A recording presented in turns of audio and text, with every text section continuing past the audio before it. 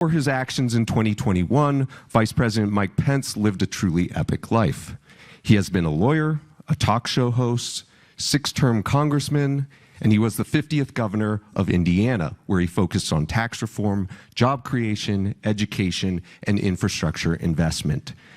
And of course, in 2016, he was elected 48th Vice President of the United States. In recognition of Vice President Pence's public service, his commitment to this country and our Constitution, he was awarded the Profile and Courage Award earlier this year from John F. Kennedy Presidential Library, one of the highest honors in the country.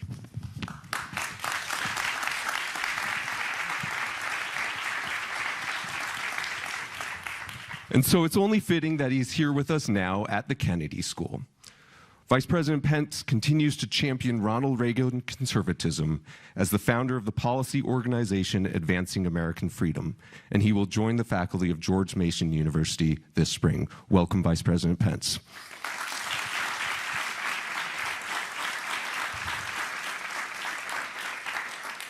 Tonight's conversation will be moderated by Professor Arkan Fung. Professor Fung directs the Ash Center for Democratic Governance and Innovation and is the Winthrop Laughlin McCormick Professor of Citizenship and Government at the Harvard Kennedy School. He examines policies and practices that aim to deepen democracy, especially through public participation, deliberation, and transparency. His books include Empowering Affected Interest, Democratic Inclusion in a Globalized World, Full Disclosure, The Perils and Promise of Transparency and Empowered Participation, Reinventing Urban Democracy. The Ash Center for Democratic Governance and Innovation has co-sponsored tonight's discussion, and we want to extend our thanks to their team at the Ash Center, and in particular, Melissa Danello for her help bringing this event together. So now, let's give her a hand. Thank you. So now it is our privilege and honor to introduce to you the 48th Vice President of the United States, Mike Pence, and Professor Fung.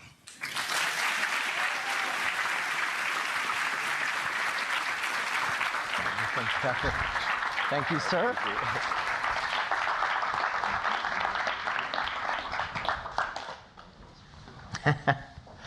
All right, before we begin, I just want to remind folks about HKS policies regarding speech and dissent. It is important that speakers be able to speak, that everybody in the audience be able to hear them, and that there be room, plenty of opportunity for questions during the Q&A period and even protest, so long as it does not disrupt our event. With that out of the way, let me say how much of an honor it is to welcome you to the Harvard Kennedy School and to Harvard University tonight. I'm really delighted. Now, Vice President Pence, you may not know, but I do want to alert you to the fact that your political positions may not be the same as the average of the Harvard faculty or the Harvard student body. I hope that doesn't come as a surprise.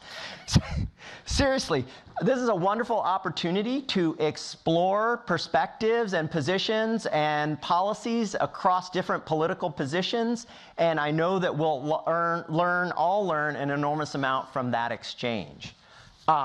So, the first area that I would like to explore. Can I say thank you? Oh, yeah. Please. How about a round of applause for Professor Fung? I just appreciate so much the opportunity to be here. Thank you. Thank you for the warm welcome to the entire faculty of the Institute of Politics. It's very humbling to be here at the Kennedy School. Growing up in a small town in southern Indiana, I would tell you the namesake of this school was one of the heroes of my youth, and still is to this day. As I was in my last trip to Boston a few months back, to be in any way associated with his legacy was a great honor. And I see that as a continuation tonight, and I'm very, very grateful for the hospitality. And I'm grateful especially for the students who are here. I just finished auditing a class with my friend, Governor Eric Holcomb, who recently joined the Harvard team. He just finished 8 years as governor of Indiana, and other than the fact that he broke all of my records in job creation, there's not a thing I don't like about him. So join me in thanking Governor Eric Holcomb for being a part. But I just want to also echo, I just think in these divided times, it's maybe more obvious to more Americans that we all got to start listening to each other a little bit better. In a very real sense, I hope my presence here today and the time that I've spent on campuses over the last 4 years is emblematic of how deeply I feel that. And I just want to thank you and everyone at the Harvard Kennedy School for continuing that great tradition. Yeah, well, we're deeply grateful for your time and for your investment in the American conversation. The first area that I want to explore is religion and public life. And I wanted to start there because religion has been a very important part of your private life, but then also your public life. I think universities and college campuses are often characterized as secular, and that's, I think, not unfair. People have religion, at least in the liberal tradition in which I was taught. Religion was something for your private life, but not for your public life. And so I wanted to explore that first. So in an essay that you published just this summer, and I recommend it to everyone, titled Rediscovering Order in an Age of Populism, and we'll be coming back to that essay. I think it's really wonderful. You cite favorably Russell Kirk, and he says, quote, "Practical government in the United States and in every other nation is possible only because most people in that nation accept the existence of some moral order by which they govern their conduct, the order of the soul." Now, what do you have in mind by that agreed upon moral order, and how does it relate, in your view, in America, to Christianity? Well, Professor, thanks. I think I understand most of that question. Let me say thank you for, I've often said over the course of my career, I'm a Christian, a conservative, and a Republican in that order. For me, I grew up in a wonderful Catholic family in a small town in Indiana, but I will tell you, when I got to be about the age of some of the young people here, I lost interest in religion. I just walked away from, I didn't walk away from the church, I walked away from faith entirely. I thought religion was fine. Some people need it. I just didn't. But by the time I got off to college at a little school that we call the Harvard of the Midwest, it's our alma mater, little school right on the Ohio River, I met some people that didn't talk to me about religion. They just said they were Christians. They talked about having a personal relationship with God through Jesus Christ. And I was intrigued by that. I had always thought of religion as a group thing, that you were part of something. I never thought of it as personal to me. And over the course of my freshman year, I spent some time in Bible studies and devotions, and I took a great interest in the authenticity of their faith. And I made a decision at a contemporary Christian music festival in a little town called Wilmore, Kentucky in 1978 to put my faith in Jesus Christ and changed my life forever. And the way that it's impacted my life, beyond Russell Kirk's profound eloquence, I hope first and foremost is the way that I have over time learned to put my faith into practice in the way I deal with other people. Mayor Steve Goldsmith, who's no stranger to the Harvard community, is here. He's known me long enough to know that wasn't always true in my life. Even though I'd come to a personal Christian faith that challenges me to do unto others as I would have them done to me, right?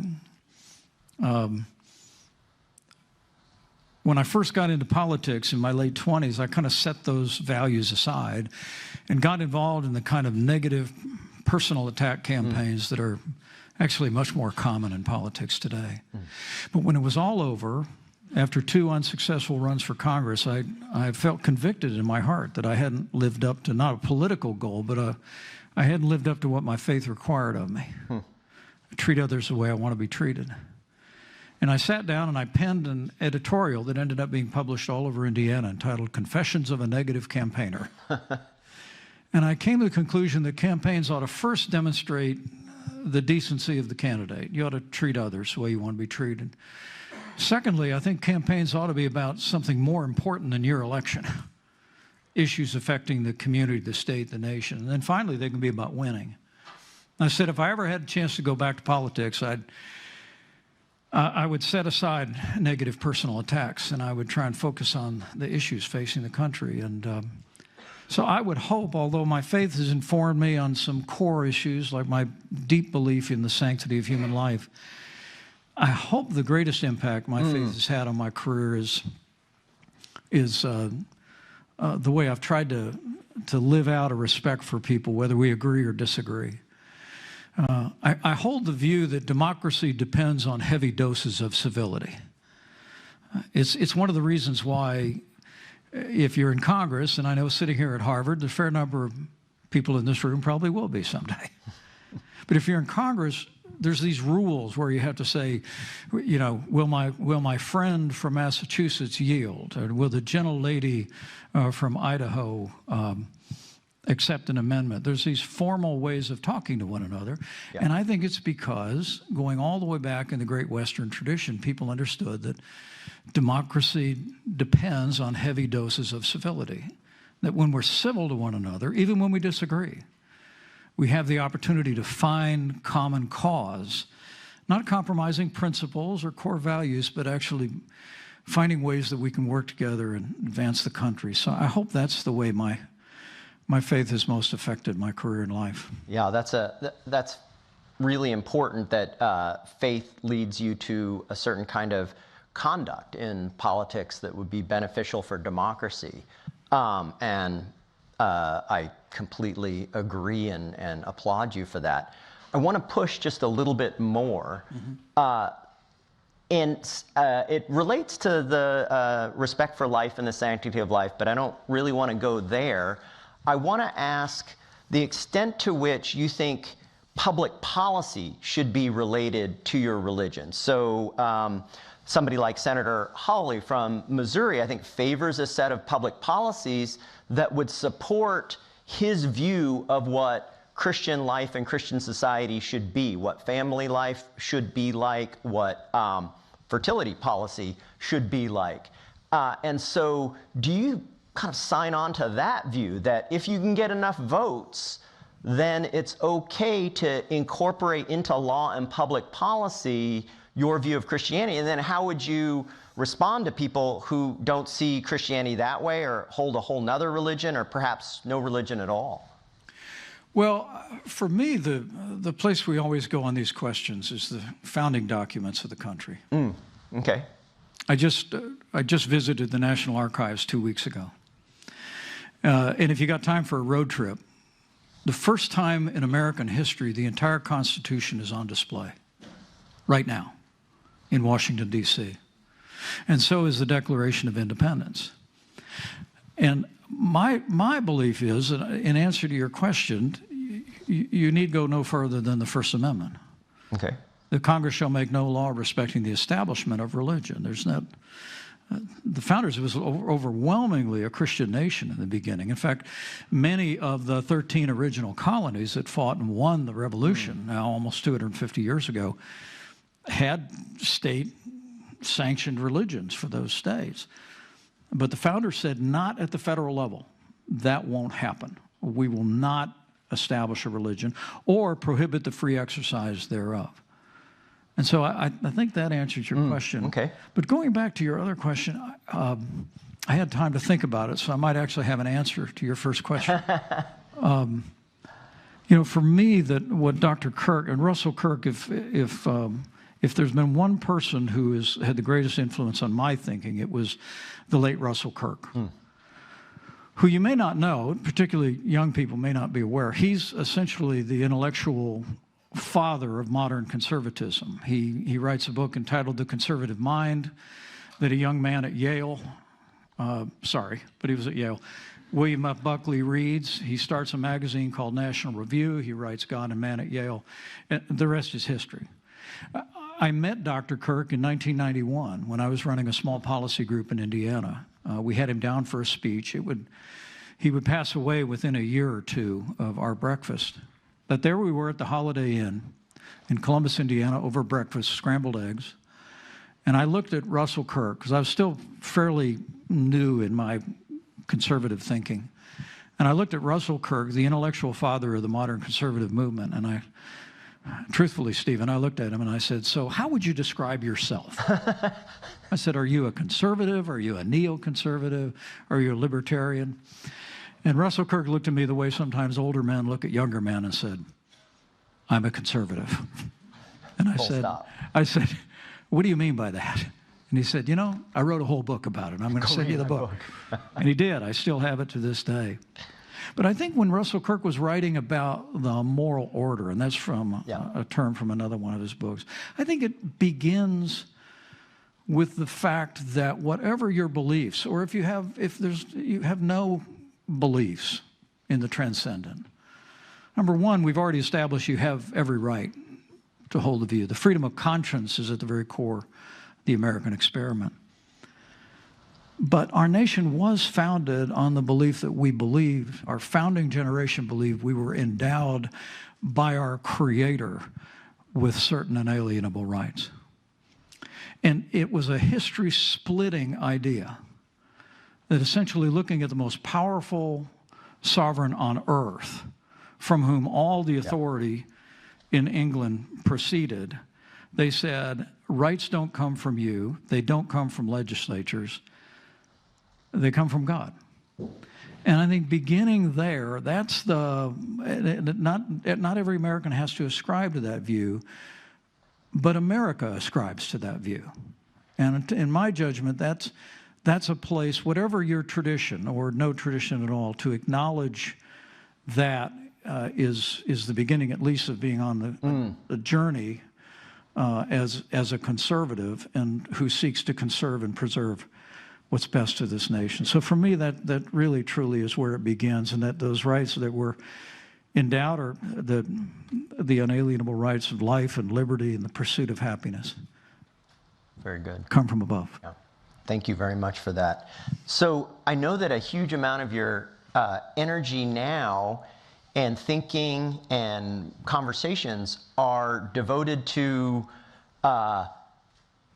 reimagining and reasserting conservatism. And in your essay, the one that I just mentioned from just a few months ago. Well, I ran for president a couple of years ago. Not so where you'd notice. Yeah. Right. You take on as the main person, the kind of people that you're talking to, populists, primarily from the right, I think. And a couple of the positions, or three of the positions that you really are kind of Reagan conservatism, right? One is a more robust role for America in the world than the current populist right, I think, asserts, that comes through in your support for the unjust war in Ukraine. Another is global trade. You think we should not be economically isolationist, and then low regulation. And I want to ask about the first two, in that I'll play a little bit the right populist for a couple of minutes. This should be good. Yeah. And say that, well, why we're winning, why our right populist views are ascendant, is that we ran that experiment, you guys, and I think a lot of people in the room probably are closer to your policy positions than they are to the current right, I mean the center-left positions. I think the right populists, we tried that, and it didn't work out well. And so J.D. Vance, in an important interview, says, look, Kamala Harris is my least favorite candidate. This is way before she was running. Is my least favorite candidate because she's the one that's most likely to get us into more stupid wars. And I think he would think, well, the kind of Reagan conservatism has a tendency to get people into stupid wars. And then on the globalization front, I think the right populist would say, well, we tried that. And the result of that has been inequality, and then all people, but especially people in the Midwest and deindustrialized cities who don't have a college degree, their life expectancies are decreasing. While all you guys with a college degree, you're doing fine with globalization. And then so how would you respond? How does your brand of conservatism respond to the right populist that says, we've got a better answer, and you got to give us a try because we tried your answer and it didn't pan out? That was a great summary. How'd I do as the right populist? I thought very good. Look, this is an important debate within the ranks of people that ever vote Republican. I mean, our administration in our 4 years embraced America's role as leader of the free world. We stood with our allies, stood up to our enemies. We rebuilt our military. We cut taxes, rolled back regulation, but we negotiated the largest trade deals in American history. We expanded trade and exports in the country. And what drew me into my brief but memorable campaign back in '23 was that I saw my old running mate and many in our party departing from those core ideals and principles. And it's been the calling of my life. It may win me some plaudits in the room, but I was a Democrat when I started in politics. But listening, and I tell people, you know, I voted for Jimmy Carter, and some people forgivingly will say, everybody voted for Carter in '76. And I tell them, no, I voted for Carter in 1980. And then people walk away. But I started listening to Ronald Reagan. I started hearing the ideals I was raised on. My immigrant grandfather who came into this country through Ellis Island, my combat veteran father from the Korean War. I just started to hear these ideals and principles. That's what drew me to the Republican Party. I wasn't drawn to Ronald Reagan had a great personality. I had the privilege of meeting him several times. It wasn't his personality that drew me to the Republican Party. It was principles. And the calling of my life has been to, with civility, advance and defend those principles. And particularly when it comes to America's place in the world, something I learned traveling the globe as vice president was that if America's not leading the free world's not being led. There is no B team. There's no backup country that steps into that gap. It's only us. And that's why I continue to believe. I traveled to Ukraine just a matter of months after the unprovoked, brutal invasion by Russia 3 years ago. I returned to Kiev 2 years ago, met with President Zelensky and soldiers in the field. I've continued to maintain, whatever the diverse views in our own party, that America must continue to provide Ukraine with the resources they need to defeat and repel the Russian invasion, and that it's in our interest and the interest of the free world. Now, some will say the forever wars thing. I had some people wag their finger at me. Somebody used to be a commentator on Fox News at 8 o'clock in the evening. We were at a forum in Iowa, and he brought up the World War III thing. And I tell people, look, we have a lot of challenges at home. We did then, we still do. But anybody that thinks that we can't solve our problems here at home and still be leader of the free world's got a pretty small view of the greatest nation on earth. We've been doing both for more than 75 years, and we can continue to do both. But the other part about World War III is I often say to people, anybody who thinks that yielding to the ambitions of a rapacious dictator in Eastern Europe will lead to World War III needs to study World War II a little bit more. I mean, it was isolationist voices, frankly, in my political party in the 1930s that said America has no interest there.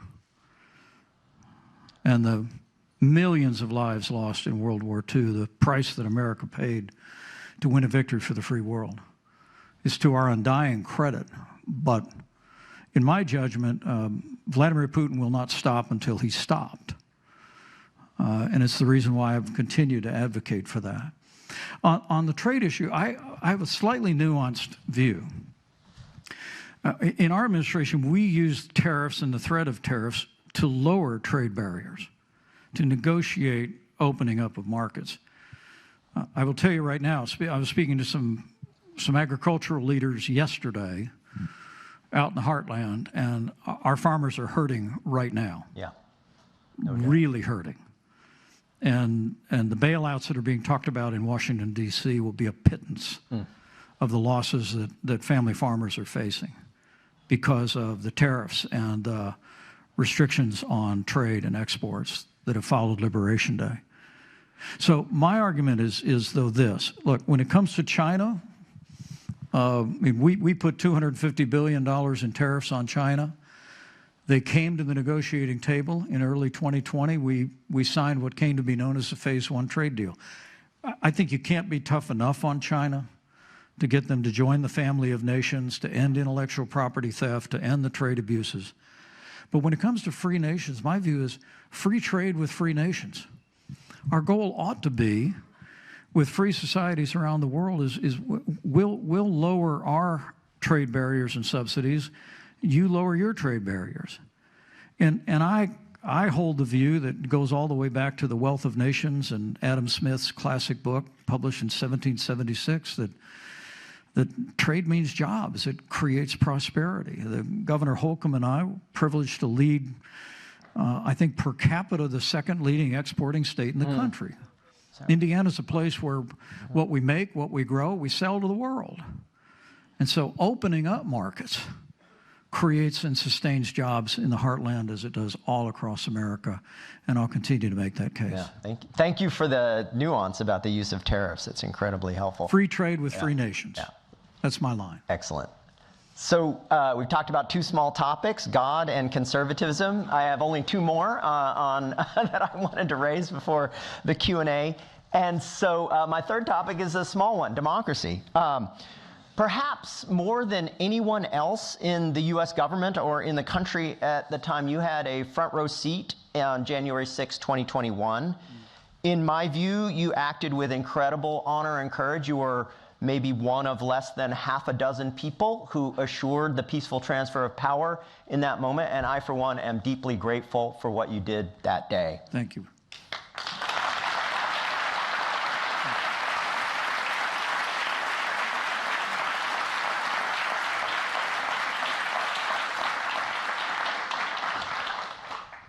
Now, you said that what the lesson of January 6th is that our institutions are strong and resilient. But I'm not so sure. Looking into 2026 and 2028, I see what some of the things that have happened with the redistricting fights, with federal requests for voter information, for a lot of talk that casts doubt on the integrity of voting machines and vote by mail. And I see the possibility, if it's an ordinary midterm election, the incumbent party will, on average, lose some seats in Congress. And it's pretty close. And my nightmare scenario is that that happens, but there's enough pressure from Republican political leaders so that the winners, the Democratic winners in the House in 8, 10, 15 seats are not seated. That's my nightmare scenario in 26. And if that happens, that will be a serious setback for American democracy. I think political scientists would say that we would, in that eventuality, no longer be free and fair democracy as such. We would be something else. So talk me down. Are our institutions sufficiently resilient so that I don't have to worry about that hair on fire? And if there's some chance that what I just suggested might come true or some version of it, what would you advise the people in this room and people in Washington and people in state capitals to do so that they could do a little bit of what you did in performing your duties to the Republic? Well, first, let me say I'm deeply humbled by your encouraging words and by the affirmation of so many here. I'll always believe it was by God's grace that I did my duty that day. The Bible says he keeps his oath even when it hurts. And I know something about that. But for me, that's what it came down to that day. Almost 4 years to the day earlier, I had taken an oath, standing in the cold, January of 2017, to support and defend the Constitution of the United States. It was a promise that I made to the American people. It's a promise that I made ending with a prayer. So help me God. And I'll always believe that we did our duty that day, to see to the peaceful transfer of power under the Constitution of the United States.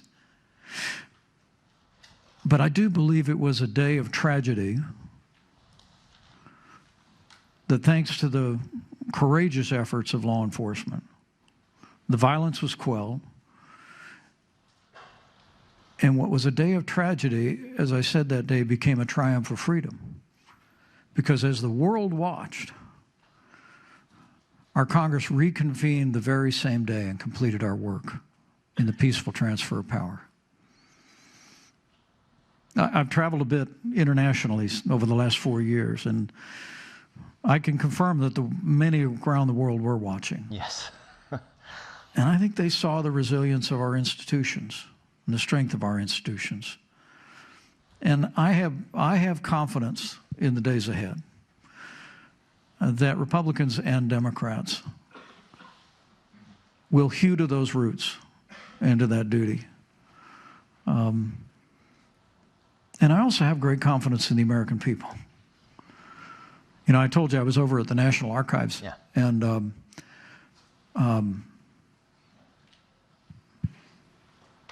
it's hard to read the Constitution. A lot of it's fairly faded.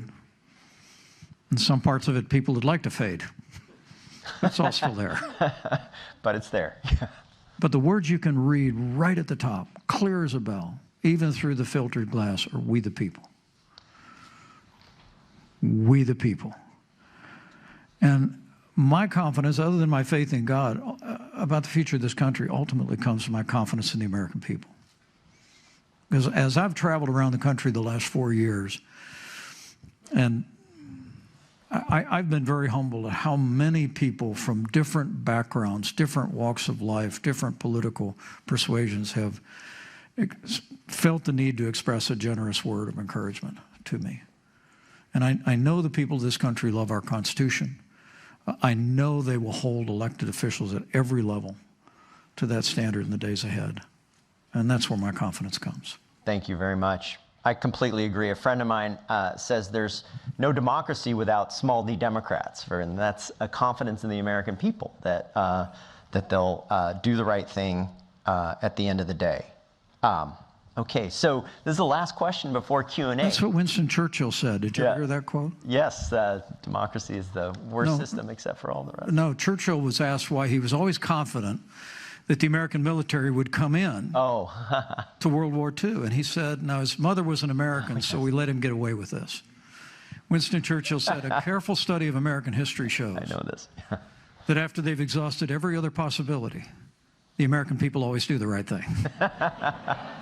I agree with that one also. So last question, and this is an engagement between, I think you may share with some of the populist, and I agree with part of the diagnosis that's different from some students at Harvard and especially at the Kennedy School. So in your national affairs essay, one thing that you write is that, lost my notes here. Good. Is on the question of big government. Okay. And you say, well, progressives, you offer a critique. You say progressive, they've supported a set of policies that have created a government that's too big, but one of the really noxious parts of that is a set of technocrats, unelected bureaucrats, technocratic elites who think that they know better than other people, who talk down to them, and talking down is one thing, but these people make policy. They make regulations, they implement things, and they do it despite and over other people because they think they know better and they're not elected. Now, many people at the Kennedy School aim to be that thing. And so my question for you is, what would your advice be? No offense. Yeah. But they could be better. I believe that they could be better. I try to practice that in my teaching. What would your advice be to the technocrat and the bureaucrat to be better on your critique? Well, I don't necessarily, look, if you doubt that that's the case, talk to any small business owner anywhere across the country who's had to deal with an avalanche of federal regulations. Talk to any farmer that had to be told that a drainage ditch on their farm was now federally regulated waterway. And all the enormous expenses that come with that. But let me go a little bit easier on the Kennedy School graduate. on government employees. I'll tell you, there's a lot of people that serve in our nation's capital and in offices around the country that are sincere and well-meaning. But in my opinion, one of the most significant Supreme Court decisions in the last 50 years was not the one you might think that I think, although I do believe that. But it's a decision by the Supreme Court to overturn Chevron deference. I mean, this was about 50 years in the making, where the Supreme Court had ruled that when the Congress passes a law, however vague, if the agency produces regulations and those are challenged by an American citizen, that the courts have to defer to the regulators as being the proper interpretation of the law. And I think that gave way too much power to the administrative state. Justice Neil Gorsuch, who I came to know through the nomination process, is probably if you want to read more about this, you could read his book on the administrative state. And I think I have to suspect, I wasn't in the room, but I have to suspect Justice Gorsuch was a driving force on the Supreme Court majority to overturn the Chevron precedent. And although the results have not been dramatic yet, I believe in time they will be, in two ways. Number one, it levels the playing field between the American citizen, whether they're in the city or on the farm, and the bureaucracy, and says we can go into the courts of this country and I can challenge your interpretation of what Congress passed. The other thing that I think is even more significant, and you've got one of the, I know he recently retired from a storied career in journalism in Washington. Dan Balls is here. You could give him a warm applause and welcome for Harvard. But Dan might agree with me that Congress has been shuffling off too much of its responsibility to the bureaucracy, to some extent to the executive branch. And I think that Supreme Court decision is going to require that when Congress passes a law, they have to be much more specific if they want it to be implemented in a particular way. And I think that will invigorate the separation of powers and ultimately serve our nation's interest. Thank you very much. I think we have different positions on Chevron deference, but I think we're agreed that I was going to guess that regulation and the bureaucracy needs to be fixed. Thank you very much. So we have plenty of time for questions for Vice President Pence. Please come to the microphones. There should be 4, 2 on upstairs and 2 on the floor here. Please introduce yourself. 3 things. Please introduce yourself and your name and your Harvard affiliation. 1 question per customer, please. And remember, very important, questions end in a question mark. Over here, the gentleman in the green sweatshirt. Great. Hello. Oh, my goodness. I'm Hyunsu. I'm an undergraduate sophomore here at the college. And thank you so much for that, JFK Forum Vice President. I just wanted to ask you, around 1 hour ago, the Harvard Crimson broke the news that President Trump stated that he has made a deal with Harvard. This figure seems to be around $500 million. As a South Korean citizen, a research assistant here at the Kennedy School, and an undergraduate, this does affect me in 3 ways, and so many other people in this room. And I'm just wondering, what are your thoughts on that as someone you've worked with President Trump for the past years? Thank you. Well, not the last year.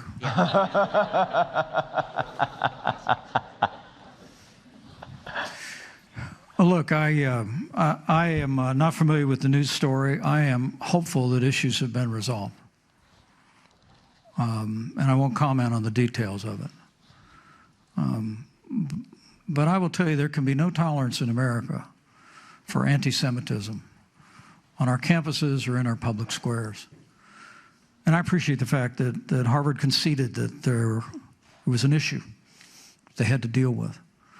And I, for my part, welcomed the efforts of the administration on that specific issue to call on not only this institution, but other institutions of higher education around the country to address it. So, but my hope is that issues have been resolved.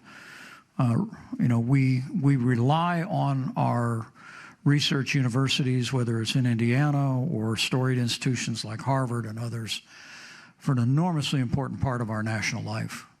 And my hope is that there can be substantive and principled agreement reached so that we can move forward with the kind of support that will continue to underwrite the vital work of research universities around the world, around this country. Great. Thank you. Is there a microphone over here on the floor? I think he's got Okay. Oh, there you are. Yeah, go for it.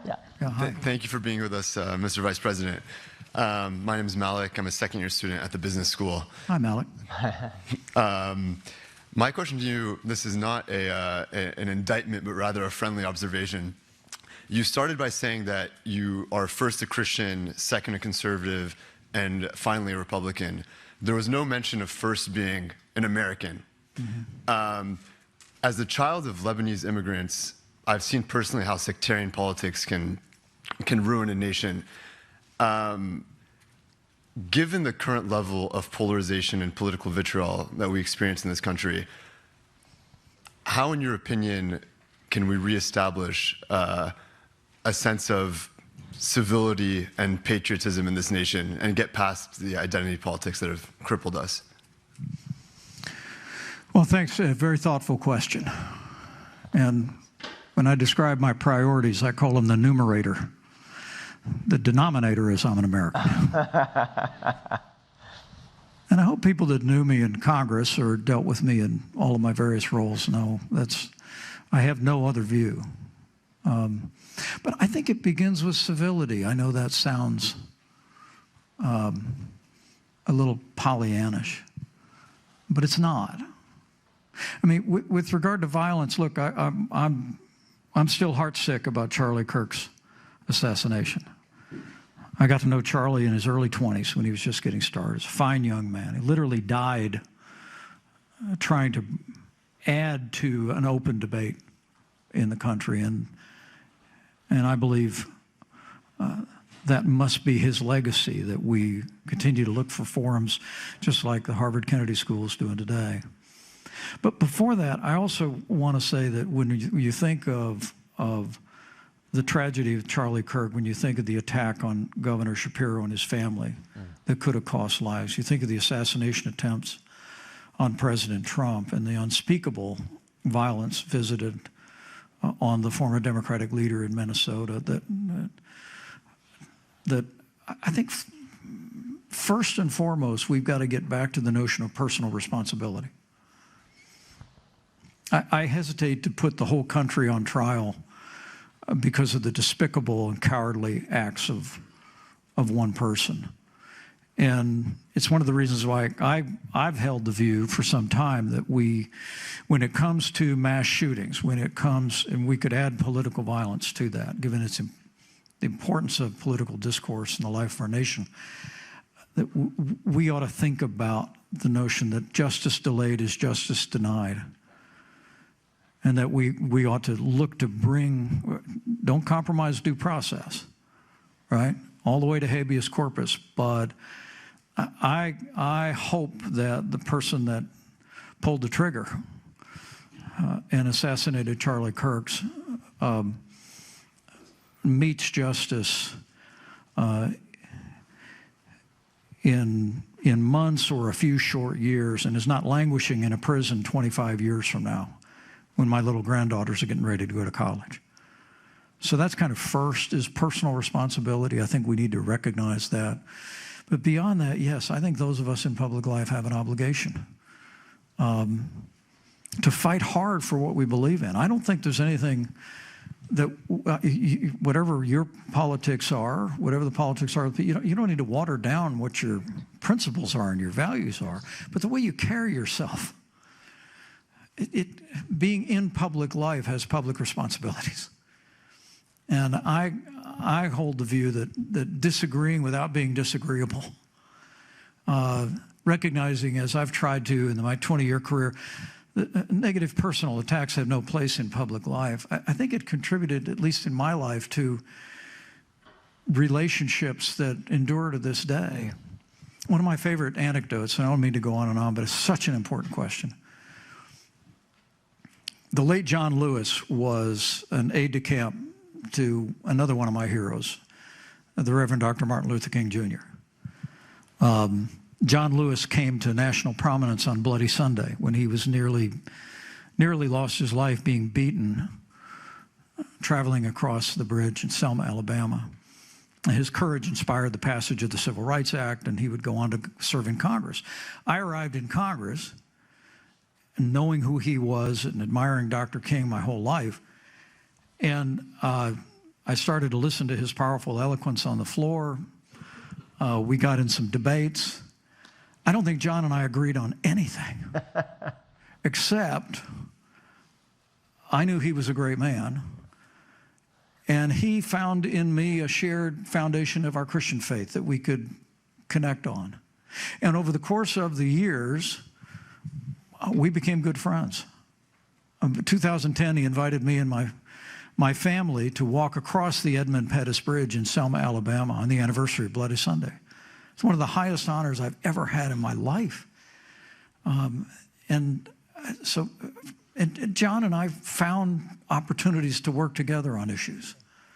But it was because it all began with a foundation of mutual respect.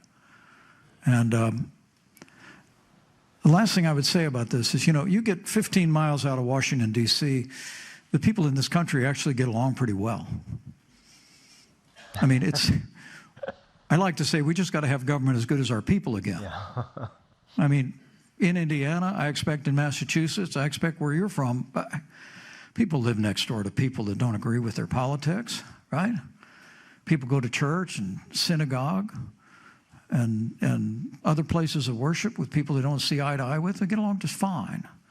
And I think you're going to see the American people make that demand in the days ahead of people in public life at every level, and it'll be part of the solution. Thank you. That was a great question. Yeah, great question. Yeah, one of the questions I often ask in these is, like, for you, it would be, who's your favorite Democrat, and who's your favorite? And oftentimes people can't come up with an answer, but John L. Lewis is a fantastic I like that you said Hoosier. Up here, the woman on the balcony. Yeah. Thank you. My name's Caitlin. I'm a freshman at the college studying government. First of all, congratulations. Thank you so much. Thank you again for being here with us today. I'm curious, where do you think the future of conservatism is going to take us? Do you think that the Republican Party will ever kind of revert back to traditional views, or do you think this new age of Trump politics is going to continue into 2026, 2028, and beyond? I've got a very strong opinion on this, Caitlin. And we'll find out in the years ahead if I'm right. I think President Trump has, as presidents have the prerogative to do as the leader of their party, I think he's changed the agenda of the Republican Party in certain respects, notably in the area of protectionist policies and tariffs. But also, I welcome the president's strong action on Iran, strong support for Israel. I'm hopeful the deal that was put on the table yesterday is accepted by Hamas within the 72 hours they've been given. And I'm also encouraged that the president's come around on Ukraine. It seems like he's gotten to a better place than early in the administration. But I stipulate that there are voices around the administration that would take our country in a different direction on the world stage, a different direction on issues like trade. So they've changed the agenda of the Republican Party, but Caitlin, I don't think they've changed the Republican Party. Huh. I travel enough around the country, and if I got a ball cap on, I'm pretty anonymous. But if people see the white hair, they spot me. I have people come up to me all the time and say, I agree with your philosophy. Fiscal responsibility, limited government, pro-growth, American leadership in the world. So I tend to think that anybody that ever considers voting Republican still holds those same common sense, traditional conservative views, and that when the next presidential election comes along, there'll be a fulsome debate. And the men and women that I think will best articulate those things will I think, be in a position to lead our party back to that foundation. And I don't say that because I think it's good for the Republican Party, although I think it is. I say that because I think those policies from from the Reagan administration forward have proven that they're policies that make America prosperous and strong and free and benefit everyone in the country. So I think we'll be back to it. Thank you. Thank you. Young man in the balcony on the left side there, my left. Yeah. Thank you so much. My name is Yahya. I'm a first-year MPA in International Development student here at the Kennedy Great. School. Congrats. Thank you. The university that I graduated my undergrad from calls itself the Harvard of Pakistan, so that's something we have in common. Good man. I've always wanted to ask sort of an American leader how you deal with the weight of knowing that the decisions you make are, of course, they have a profound impact on 300 million Americans, but also a very deep impact on the lives of pretty much every one of the billions of people who are on this earth. You've talked a lot about responsibility and morality, and I wonder how you deal with that burden, if at all. Well, for me, and not to be redundant, but it's something the Bible recounts a prayer that Solomon prayed when he became king, when he was a man about your age. And he said, "Give me a discerning heart to distinguish between right and wrong, for who is able to govern this great people of yours?" I prayed that prayer more times than I can possibly remember. Not just when I was vice president, but when I was a governor and had the singular executive responsibility that bore upon people's lives. But when you're at the national level, in the most powerful nation on earth, you're exactly right. Decisions that we make in America, the example we set in America, has repercussions around the world to either embolden people that believe in freedom and liberty and human rights, or embolden people to think the other. And for me, it was always about trying to be discerning, trying to be thoughtful, and as vice president, to offer the best and candid counsel to the president that I could. Now, it may come as a surprise to some about hearing me talk about giving counsel to the president, because I read an essay by Walter Mondale right after I was elected vice president, in which he said, everyone that comes into the Oval Office is asking the president for something. And it cannot be that way with the vice president. You cannot be one more person asking the president for something or lobbying him. He said, the vice president owes the president his opinion once and in private. And with very few exceptions, and there were a few, not just at the end, I gave the president my opinion straight and in private, and then respected the decision that he made. But I always tried to bring that heart of concern that you expressed so eloquently to all the counsel that I offered. That's terrific. Thank you. Thank you. The man on my left, on the floor microphone. Hi. Hi, Vice President Pence. My name is Krishan. I'm a first year at the college and a fellow Hoosier, of course. Come on. Congrats. Thank you. My question is a simple one. You've spoken at length about sticking with your own conservative agenda in the midst of the GOP straying to what you called the siren song of populism.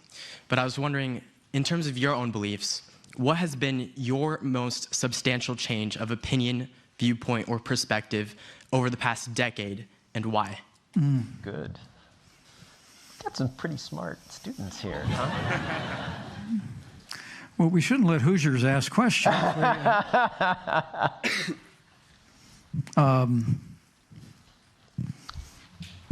Over the last decade, that would include when I was in office and the rest. I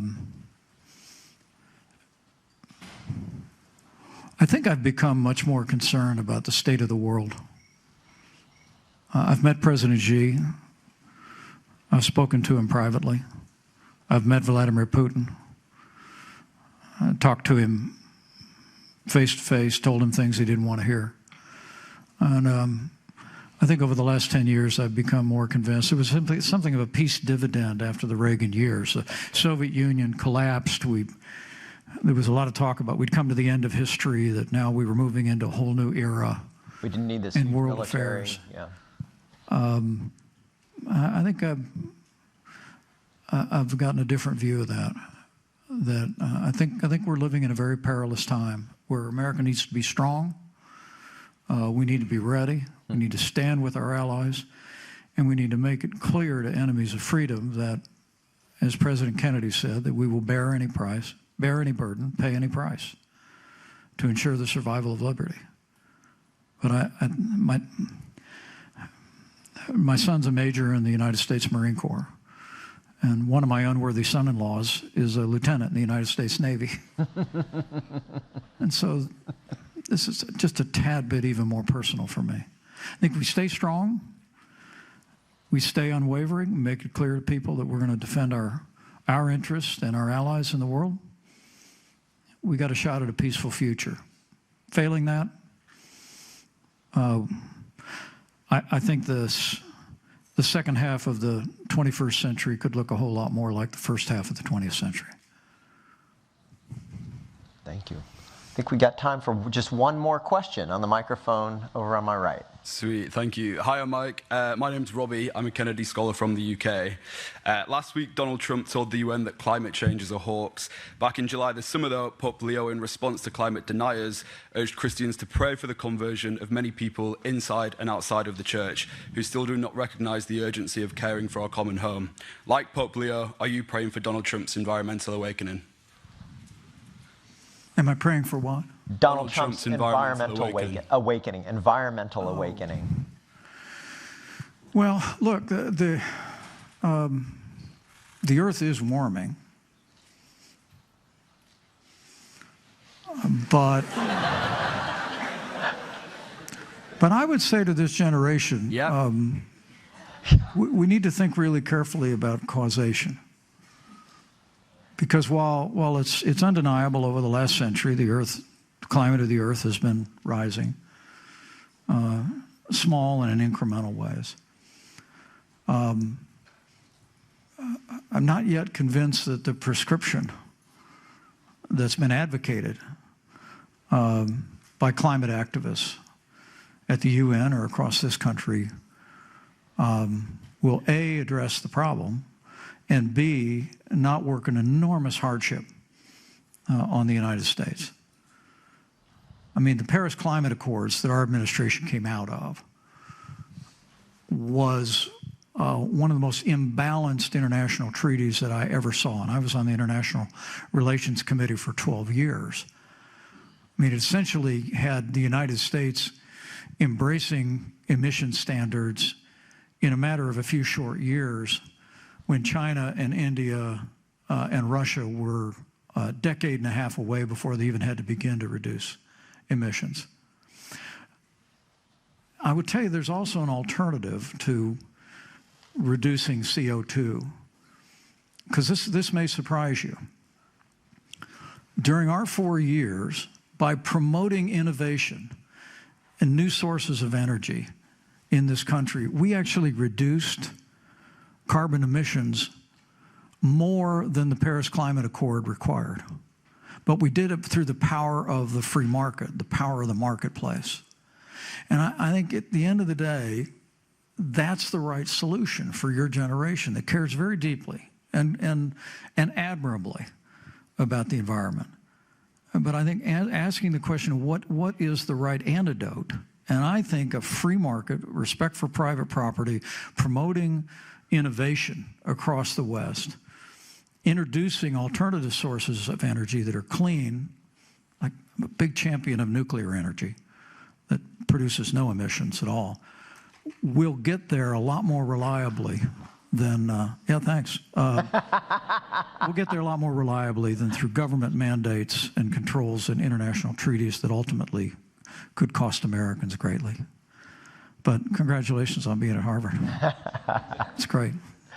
Thank you very much. How about one more? You want to do one more? Why not? All right, let's do one more. Oh, thank you so much, Mr. Vice President. Actually, we met really briefly at Billy Graham Jr.'s when his statue was opened at the Capitol.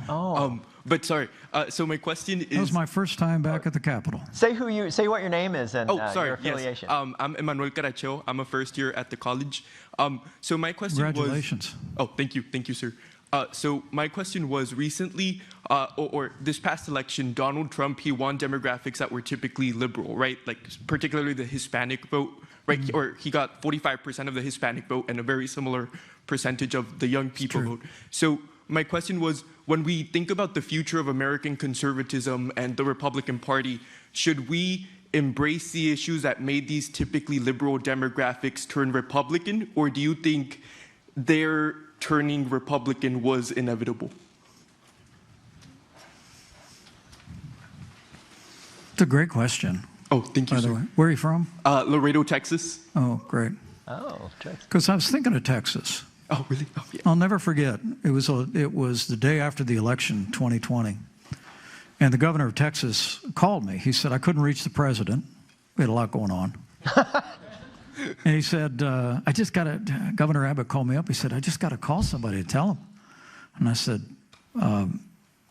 okay. And he said, you guys won the 4 counties on the southern border of Texas. And I said, well, okay. We weren't really in a good spot right there. And he goes, no, you don't understand. He said, these are overwhelmingly Hispanic communities that he said, frankly, as Republicans, we just try and not lose them by a lot. And you guys won them. And I said, well, that's very encouraging to me. And he and I chatted about it for a little while. But it makes sense to me if our party stays hewing to our roots. You know, conservatism, the founder of our party, Abraham Lincoln, said, what is conservative but the belief in the tried and true over the new and untested? The foundation of the Republican Party, I would say, is equality of opportunity. I mean, the 16th president rose to national prominence to make the words, all men are created equal, real in the law. And he died for it. But he changed us to a more perfect union that we're still working on to this day. I think the legacy of the Republican Party has to be equality of opportunity. We have to be the party that says we're going to promote policies that will improve the security, prosperity, job opportunities, and strength of families from every community in the country. And I think that's what broke through with the Hispanic community. We made extraordinary progress. I'm very proud of with the African American community, and I really do believe that that it's those principles, those ideals, and to no less extent values, putting a priority on family, putting a priority on life, religious liberty that also drew many people to that equation. So I don't think it's about changing our agenda, but it's about, for those of you in the room who might ever consider voting Republican or being elected as a Republican, I just think we've got to, as a party, we've got to go to every community in the country. We've got to tell our story to every community in the country because these ideals that we advance will resonate everywhere. And I think that's what explained the progress that we made and the progress that we still can make. Thank you. Great question. Yeah, thank you very much.